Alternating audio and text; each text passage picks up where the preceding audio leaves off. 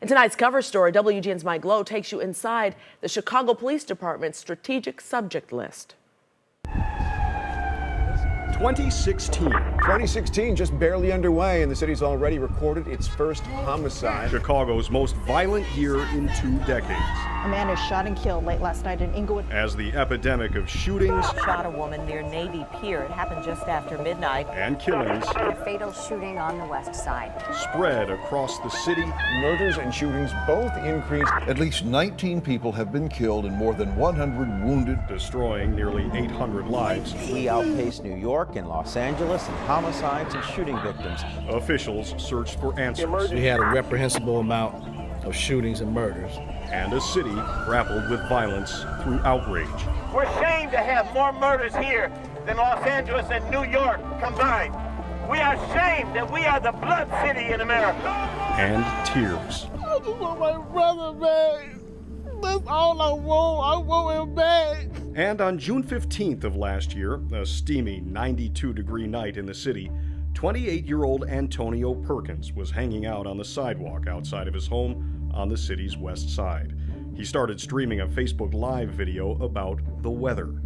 Hot. He knew about heat. Police say he was a, quote, documented gang member with a long arrest record. What's up? Call the police! Just 22 minutes later, Perkins was dead. Horrifying, tragic, and predictable, according to Chicago police. It's a tiny fraction of people and a small geography that accounts for a disproportionate amount of the violence. Deputy Chief Jonathan Lewin says Perkins was on the police department's strategic subject list. It's a group of 1,400 people the department says is at high risk of either shooting someone or being shot themselves. If you continue your criminal activity and you continue to be involved in crime, it's obvious that it's going to increase the likelihood that you yourself either might be an offender or a victim in a future violent crime. The cops are using new weapons in the fight against the city's 600 gang factions and 100,000 documented gang members. Good clock, tucked up. The central tool is a secret algorithm developed at IIT. It takes a series of factors like arrests, gang affiliations, and other criminal records. Then it produces a score. Police say the strategic subject score can predict a person's likelihood to commit a crime. It's basically 0 up to what we call 500 plus. Shaquan Thomas was on the list with a score of more than 500. His story is told in a 6-year progression of mugshots, his first arrest coming at age 13 until his last arrest at age 19, just 1 week before he was killed. Law enforcement has some of the best data. Sean Malinowski is the deputy chief of the Los Angeles Police Department. He is observing the Chicago predictive policing experiment to see what strategies and methods can be adapted to other major cities. For the first time, we'll really have something that is going to show you where the cops need to be before crime happens. But predictive policing, for all of its potential, has not yet helped the city turn the corner in the fight against violent crime, and has stirred controversy about the methods. Who has access to the list? Right now, the Chicago Police Department has access to it. And that's it? That's it. The Chicago Police Department has steadfastly refused to provide us with the algorithm that shows how people get on the list and whether anybody can get off the list. The executive director of the American Civil Liberties Union of Illinois says there are potential legal issues with labeling people as criminals before they've committed a crime, like something out of the Hollywood movie Minority Report. Okay, Jan, what's coming? Double homicide, 1 male, 1 female. It is essentially the Minority Report concern, that you're on the list, you don't know how you're on the list, and maybe you're on the list incorrectly.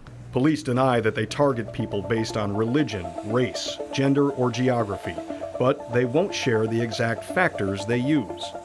Critics contend that most of the people on the list are in the city's roughest neighborhoods. But police are adamant that the list is never used as a pretext for arresting suspects. Enforcement action can only be taken when there's a criminal predicate. Instead, police say they use the secret algorithm to intercede in lives at risk of violence by visiting the people with the highest scores and offering help. Our goal is to get them out of that lifestyle so we don't have to arrest them. Johnson maintains that the list gives cops an idea of the 1,400 or so dangerous suspects but the list actually contains nearly 400,000 names. Every person arrested and fingerprinted by the Chicago Police Department since 2013.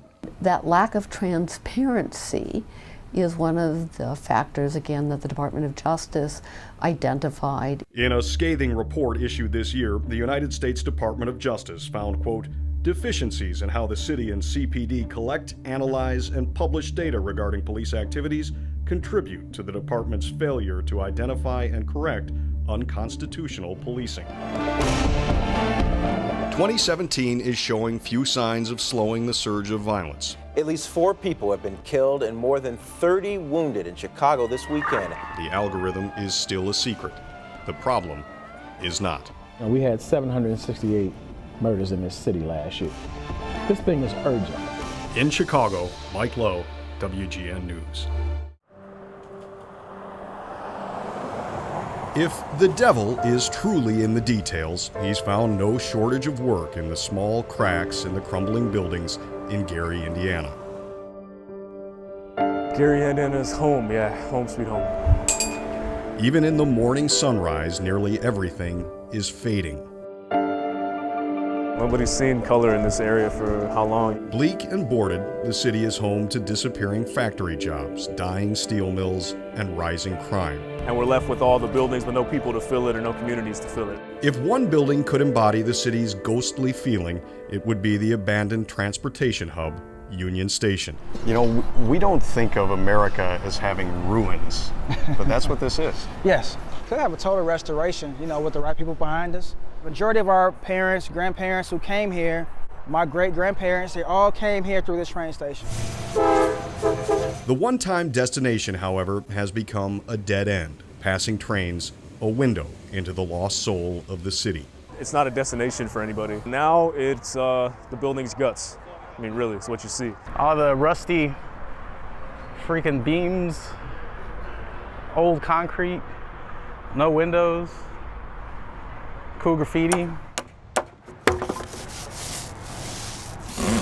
He is working with a group of artists called the DK Devils. DK Devils is a pun.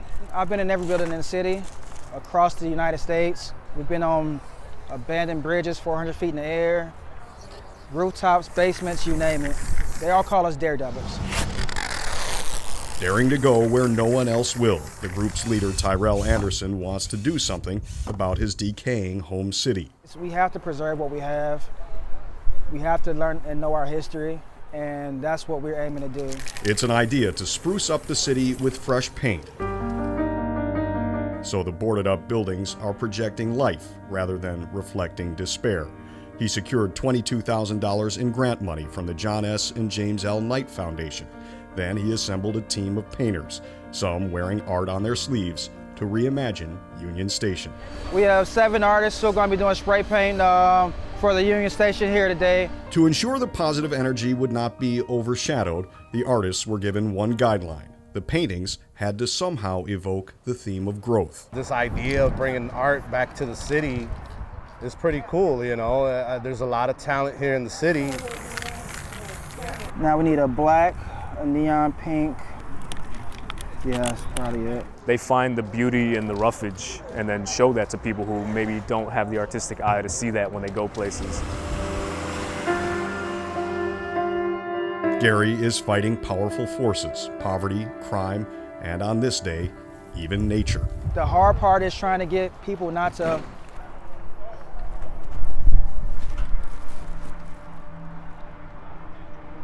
It's very frustrating. That's all. It's very frustrating. We understand the elements that we're working in today. It happened again. Especially New Orleans. And again.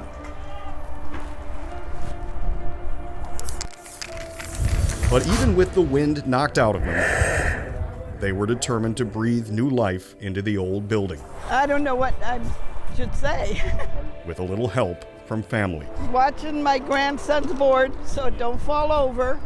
And I'm here to enjoy the day and watch him paint. And, you know, it's awful windy, so boards are falling, so we're going to take turns doing this. Artist Wayne Abel's 84-year-old grandma, Coletta Kabeska, anchored in Skechers, was holding the sketches. Nature always takes its course, but not without a fight. It'll make an old building look better. It was one small step in what will no doubt be a long climb to repair Gary's image. This is actually the start of beautification, revitalization, renovation for a lot of the different buildings.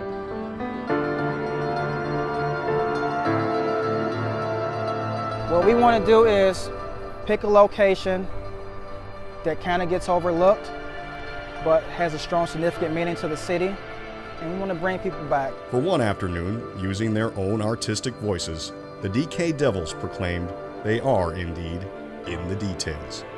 In Gary, Indiana, There's nothing that's off limits for us. Mike Lowe, WGN News. In a northern Okinawan village, the Toguchis pack up every Saturday night and drive 5 minutes to protest. They've come here every week for 11 years, lighting candles and calling on people in passing cars to support their cause. We already have a lot of bases in Okinawa. We don't want any more. I asked him why not. They could take us into another war. With more bases, other countries will be more likely to target us. And American troops in Okinawa have committed crimes and sexual assaults. If we build another base here, we could have the same problems. They're protesting against the construction of a new U.S. military base called Hanoko, next to Camp Schwab. It's set to replace an aging airfield farther south. So the Toguchi family lives in the village right over here, and you can see across the bay the place where the new base is supposed to be built. There are plans for multiple runways, helipads, an ammunition and fuel depot, and also a pier for docking large ships. Opposition to the new base is growing louder and sometimes breaks into confrontations. I mean, they're saying they're protecting us, but actually, I don't think so. I'm afraid of their doing a war here. Today, Okinawa hosts half of the 50,000 American troops based in Japan. Japan and the U.S. say America's presence here is needed to keep stability in a region where tensions with China and North Korea are rising. But the city's mayor told us he wants the U.S. military to leave. It's true that both the Japanese and American governments view us as the strategic point of military presence, but I think that also means we can be a hub for international trade and cultural interactions.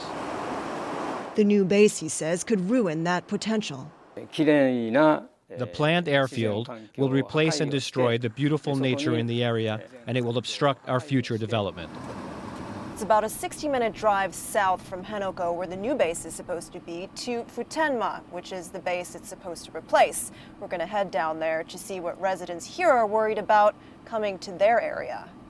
Kazunobu Akamine can see Futenma base from his roof. He gave us this video showing an osprey flying over his neighborhood, setting off alarms. The U.S. military says it's cut back flights because of complaints like his. No man! No osprey! Akamine-san, Kichiwa. I asked Akamine whether he wanted the bases to be moved to mainland Japan. The bases belong to the Americans, so they should take them back to America. We just finished speaking with a public affairs officer with the Marines here at Camp Foster. She told us she couldn't go on camera, but she explained that the reason there are so many American troops here instead of in the rest of Japan is that this is the place Japan's government has offered to the U.S. She also called critics of Americans' presence here a vocal minority. And we did find a handful of supporters just outside, scraping tape off the fences stuck there by protesters. Having the American bases here helps keep the peace in Asia. I believe most people here support the bases. Some Okinawans support the bases because they bring jobs to one of Japan's poorest regions. Yay! At restaurants and bars like this one, most customers come from U.S. bases. Without the Americans, our business would suffer a lot. We'd heard some Okinawans complain that drinking sometimes leads to rowdiness and fights. We asked this Marine from Nebraska about it. there's fights, but a lot of people get in trouble for it. Their unit suffers. They go out and ruin it for everybody. On the record, the U.S. military told us it's always difficult when two cultures live side by side, but the U.S. will keep trying to be a good neighbor. And Japan's government has suspended construction on the new base for a month to hold talks with local leaders. But the Toguchi say they'll keep fighting their battle to keep American forces out of their backyard. 11 years sounds long, but I will keep doing this until they stop the construction of the new base. And even if they don't, I won't give up.